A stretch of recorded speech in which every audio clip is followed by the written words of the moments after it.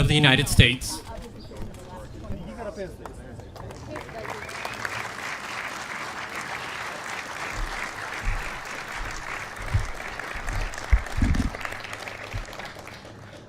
Good afternoon. Secretary Mnuchin, Secretary Ross, EPA Administrator Scott Pruitt, members of Congress, distinguished guests, on behalf of the First Family, welcome to the White House. You know, it's the greatest privilege of my life to serve as Vice President to a president who is fighting every day to make America great again. Since the first day of this administration, President Donald Trump has been working tirelessly to keep the promises that he made to the American people. President Trump has been reforming health care, enforcing our laws, ending illegal immigration, rebuilding our military.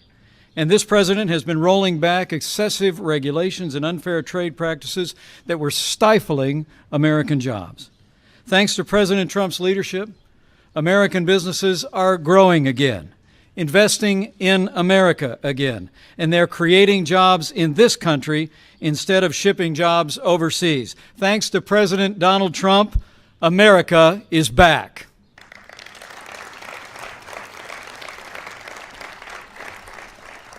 And just last week, we all witnessed the bold leadership of an American president on the world stage, putting America first.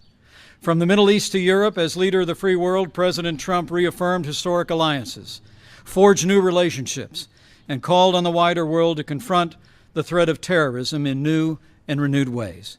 And by the action the President will announce today, the American people and the wider world will see once again. Our President is choosing to put American jobs and American consumers first. Our President is choosing to put American energy and American industry first.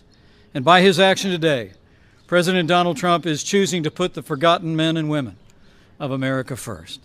So with gratitude for his leadership and admiration for his unwavering commitment to the American people, it is now my high honor and distinct privilege to introduce to all of you the President of the United States of America, President Donald Trump.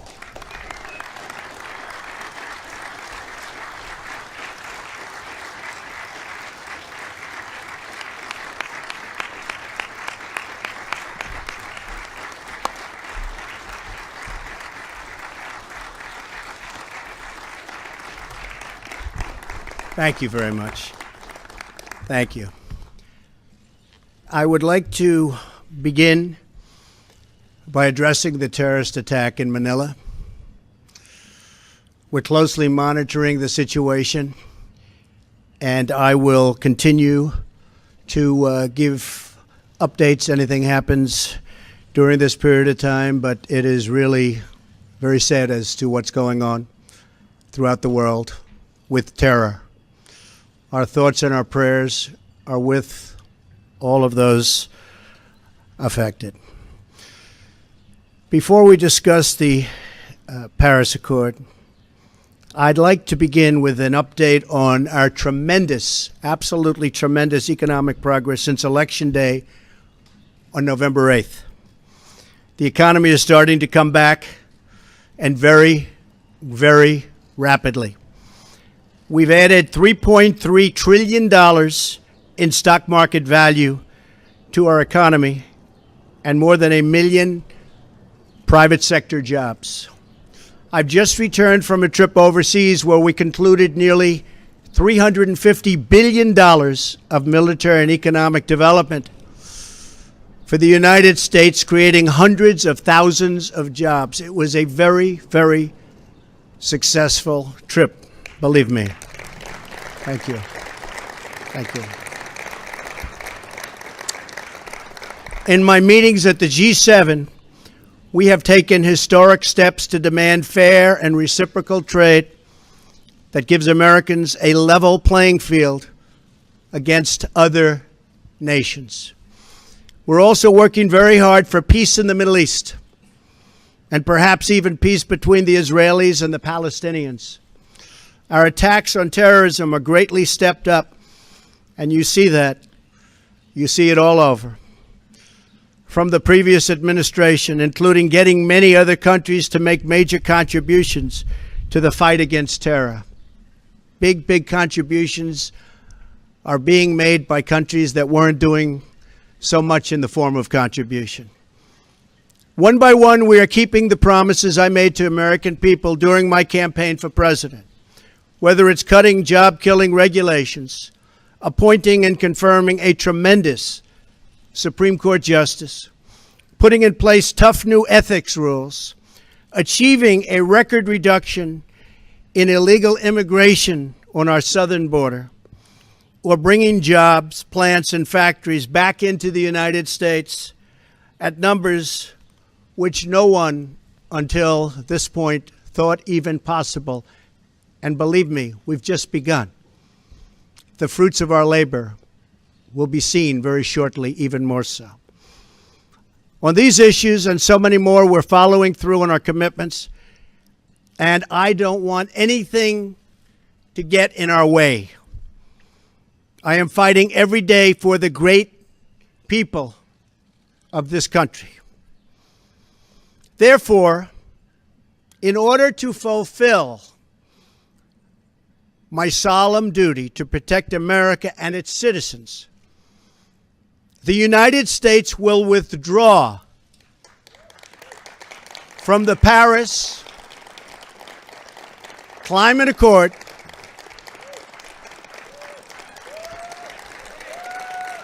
Thank you.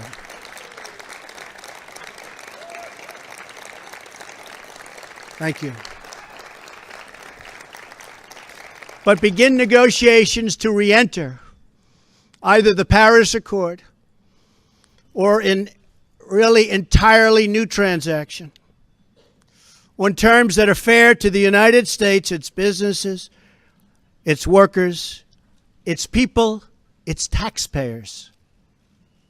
So we're getting out, but we will start to negotiate, and we will see if we can make a deal that's fair. And if we can, that's great. And if we can't, that's fine. As president, I can put no other consideration before the well-being of American citizens. The Paris Climate Accord is simply the latest example of Washington entering into an agreement that disadvantages the United States to the exclusive benefit of other countries, leaving American workers, who I love, and taxpayers to absorb the cost in terms of lost jobs, lower wages, shuttered factories, and vastly diminished economic production. Thus, as of today, the United States will cease all implementation of the non-binding Paris Accord and the draconian financial and economic burdens the agreement imposes on our country. This includes ending the implementation of the nationally determined contribution and, very importantly, the Green Climate Fund, which is costing the United States a vast fortune. Compliance with the terms of the Paris Accord and the onerous energy restrictions that is placed on the United States could cost America as much as 2.7 million lost jobs by 2025, according to the National Economic Research Associates. This includes 440,000 fewer manufacturing jobs, not what we need. Believe me, this is not what we need. Including automobile jobs and the further decimation of vital American industries on which countless communities rely. They rely for so much, and we would be giving them so little. According to the same study, by 2040, compliance with the commitments put into place by the previous administration would cut production for the following sectors: paper, down 12%. Cement, down 23%. Iron and steel, down 38%. Coal, and I happen to love the coal miners, down 86%. Natural gas down 31%. The cost to the economy at this time would be close to $3 trillion in lost GDP and 6.5 million industrial jobs, while households would have $7,000 less income, and in many cases, much worse than that. Not only does this deal subject our citizens to harsh economic restrictions, it fails to live up to our environmental ideals. As someone who cares deeply about the environment, which I do, I cannot in good conscience support a deal that punishes the United States, which is what it does. The world's leader in environmental protection, while imposing no meaningful obligations on the world's leading polluters. For example, under the agreement, China will be able to increase these emissions by a staggering number of years, 13. They can do whatever they want for 13 years, not us. India makes its participation contingent on receiving billions and billions and billions of dollars in foreign aid from developed countries. There are many other examples, but the bottom line is that the Paris Accord is very unfair at the highest level to the United States. Further, while the current agreement effectively blocks the development of clean coal in America, which it does, and the mines are starting to open up. We're having a big opening in 2 weeks. Pennsylvania, Ohio, West Virginia, so many places. A big opening of a brand new mine. It's unheard of. For many, many years, that hasn't happened. They asked me if I'd go. I'm going to try. China will be allowed to build hundreds of additional coal plants. So we can't build the plants, but they can, according to this agreement. India will be allowed to double its coal production by 2020. Think of it. India can double their coal production. We're supposed to get rid of ours. Even Europe is allowed to continue construction of coal plants. In short, the agreement doesn't eliminate coal jobs. It just transfers those jobs out of America and the United States and ships them to foreign countries. This agreement is less about the climate and more about other countries gaining a financial advantage over the United States. The rest of the world applauded when we signed the Paris Agreement. They went wild. They were so happy. For the simple reason that it put our country, the United States of America, which we all love, at a very, very big economic disadvantage.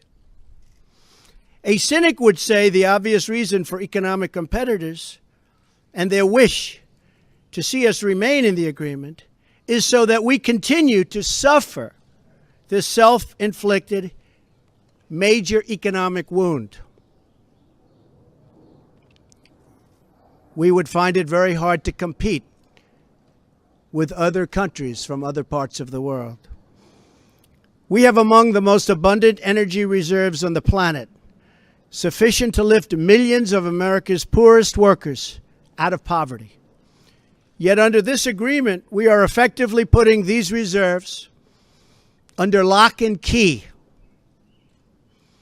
taking away the great wealth of our nation. It's great wealth. It's phenomenal wealth.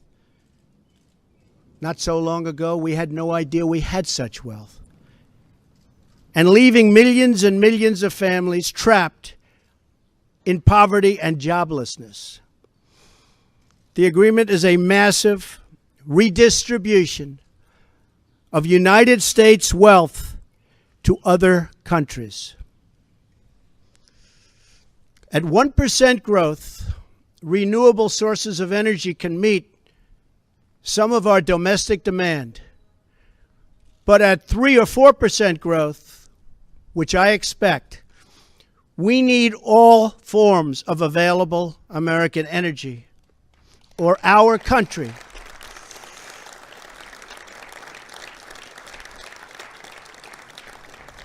will be at grave risk of brownouts and blackouts. Our businesses will come to a halt in many cases, and the American family will suffer the consequences in the form of lost jobs and a very diminished quality of life.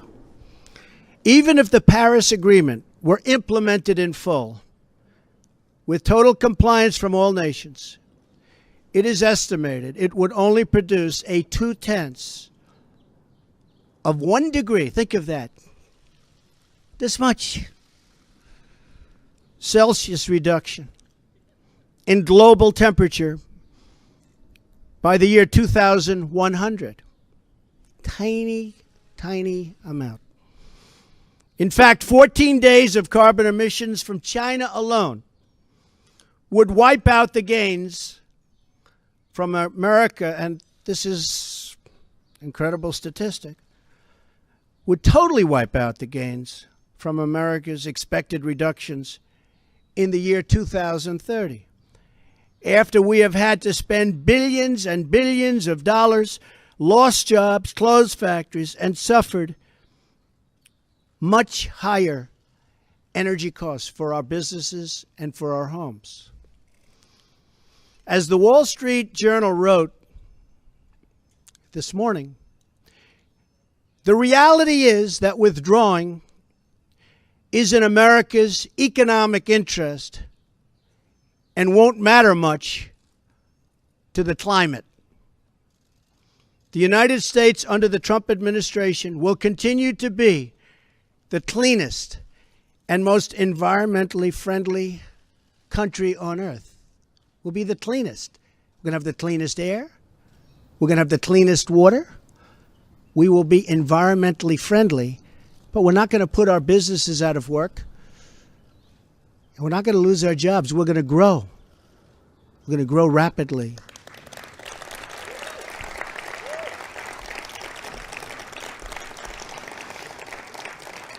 And I think you just read, it just came out minutes ago, the Small Business Report.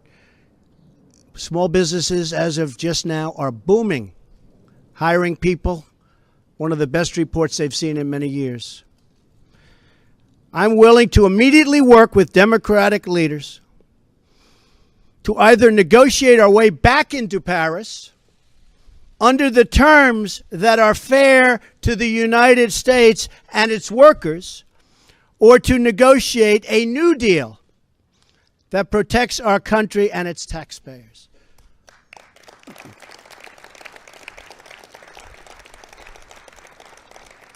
So if the obstructionists want to get together with me, let's make them non-obstructionists.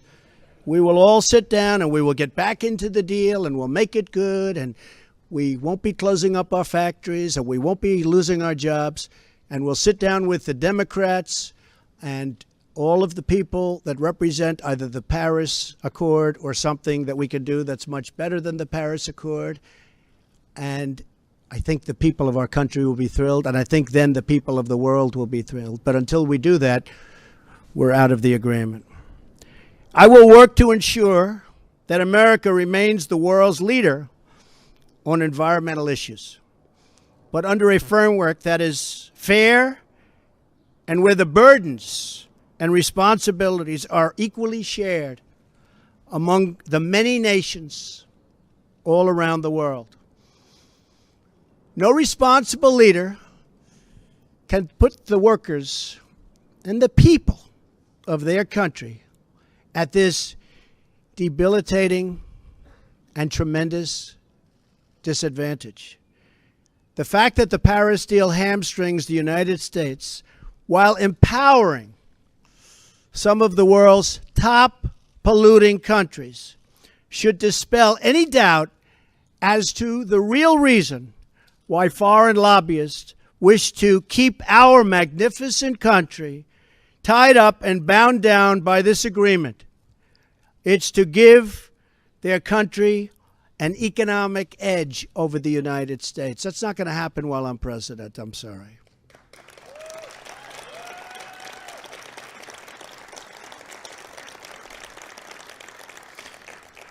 My job as president is to do everything within my power to give America a level playing field and to create the economic, regulatory, and tax structures that make America the most prosperous and productive country on earth, and with the highest standard of living and the highest standard of environmental protection. Our tax bill is moving along in Congress, and I believe it's doing very well. I think a lot of people will be very pleasantly surprised. The Republicans are working very, very hard.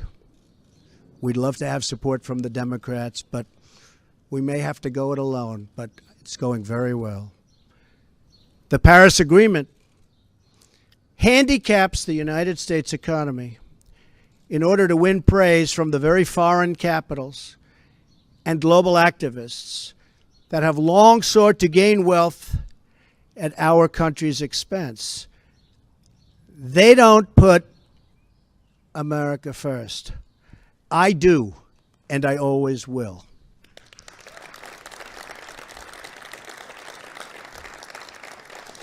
The same nations asking us to stay in the agreement are the countries that have collectively cost America trillions of dollars through tough trade practices and, in many cases, lax contributions to our critical military alliance.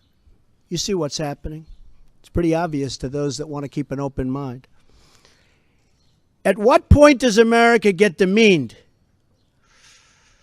At what point do they start laughing at us as a country? We want fair treatment for its citizens, and we want fair treatment for our taxpayers. We don't want other leaders and other countries laughing at us anymore, and they won't be. They won't be. I was elected to represent the citizens of Pittsburgh, not Paris.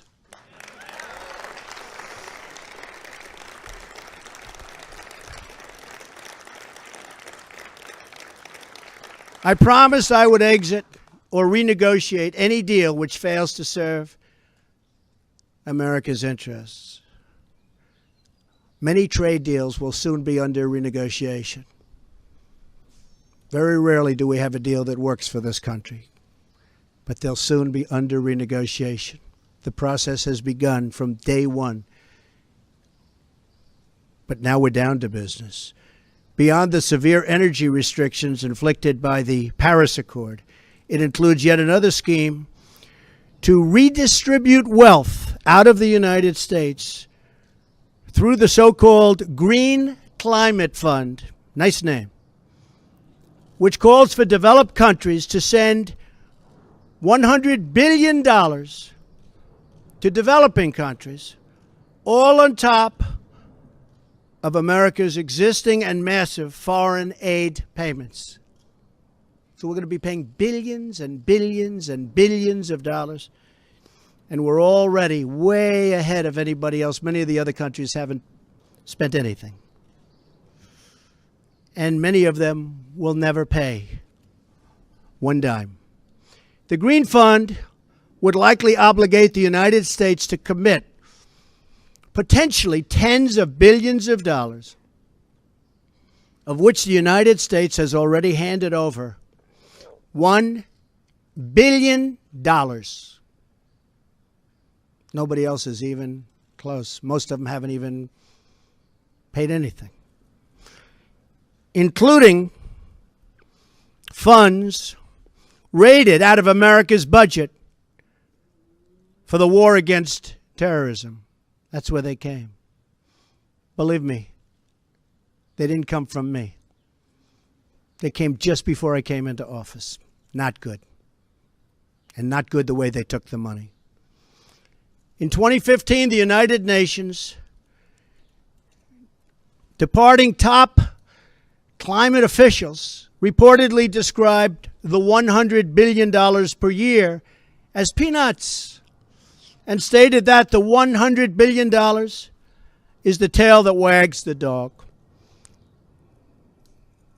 In 2015, the Green Climate Fund's executive director reportedly stated that estimated funding needed would increase to $450 billion per year after 2020, and nobody even knows where the money is going to.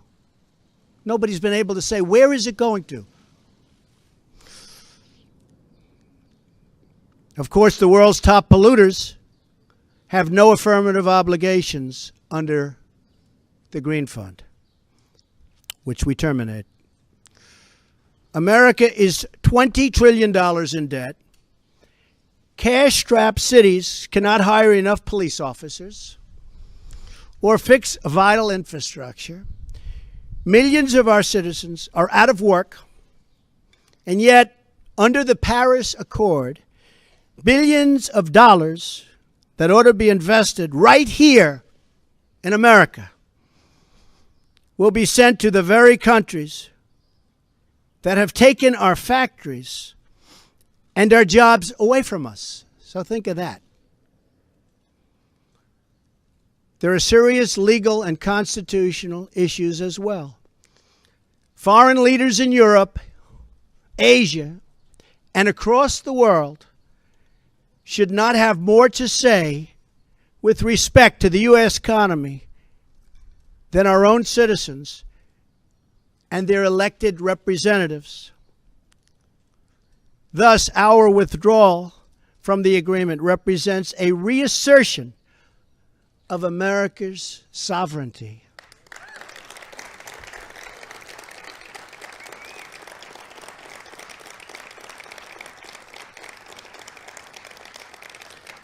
Our Constitution is unique among all nations of the world, and it is my highest obligation and greatest honor to protect it, and I will. Staying in the agreement could also pose serious obstacles for the United States as we begin the process of unlocking the restrictions on America's abundant energy reserves, which we have started very strongly. It would once have been unthinkable that an international agreement could prevent the United States from conducting its own domestic economic affairs. But this is the new reality we face if we do not leave the agreement or if we do not negotiate a far better deal. The risks grow as historically these agreements only tend to become more and more ambitious over time. In other words, the Paris framework is just a starting point, as bad as it is, not an end point. And exiting the agreement protects the United States from future intrusions on the United States' sovereignty and massive future legal liability. Believe me, we have massive legal liability if we stay in. As president, I have one obligation, and that obligation is to the American people.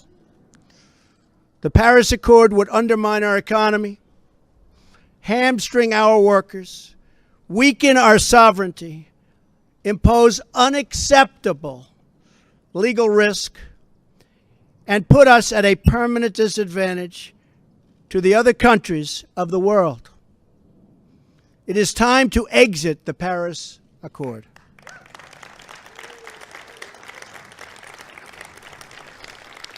And time to pursue a new deal that protects the environment, our companies, our citizens, and our country. It is time to put Youngstown, Ohio, Detroit, Michigan, and Pittsburgh, Pennsylvania, along with many, many other locations within our great country, before Paris, France. It is time to make America great again. Thank you. Thank you. Thank you very much.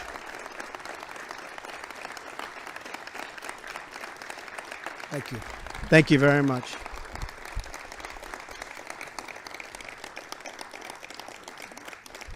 Thank you very much. Very important. I'd like to ask Scott Pruitt, who most of you know and respect, as I do, just to say a few words. Scott, please.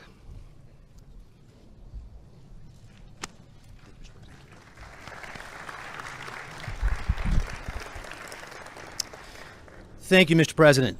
Your decision today to exit the Paris Accord reflects your unflinching commitment to put America first. And by exiting, you're fulfilling yet one more campaign promise to the American people. Please know that I'm thankful for your fortitude, your courage, and your steadfastness as you serve and lead our country.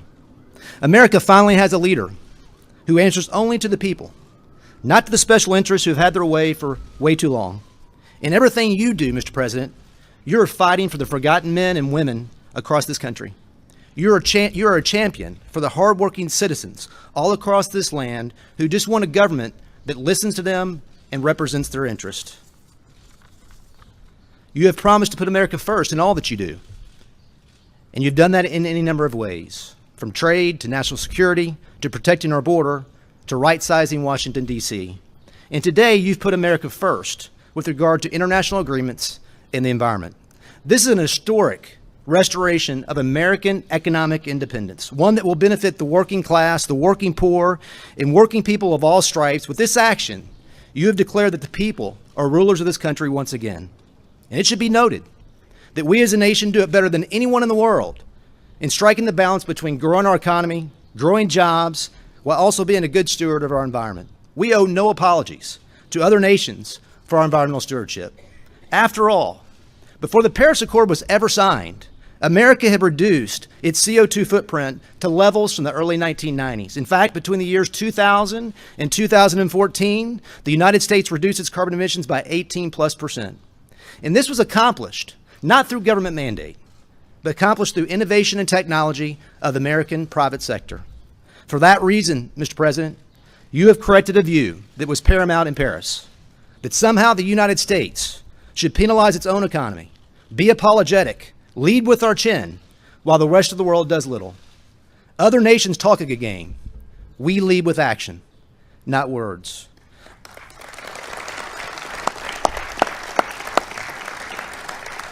Our efforts, Mr. President, as you know, should be on exporting our technology, our innovation, to nations who seek to reduce their CO2 footprint to learn from us. That should be our focus, versus agreeing to unachievable targets that harm our economy and the American people. Mr. President, it takes courage, it takes commitment to say no to the plaudits of men while doing what's right by the American people. You have that courage, and the American people can take comfort because you have their backs. Thank you, Mr. President. Thank you. Thank you. Thank you.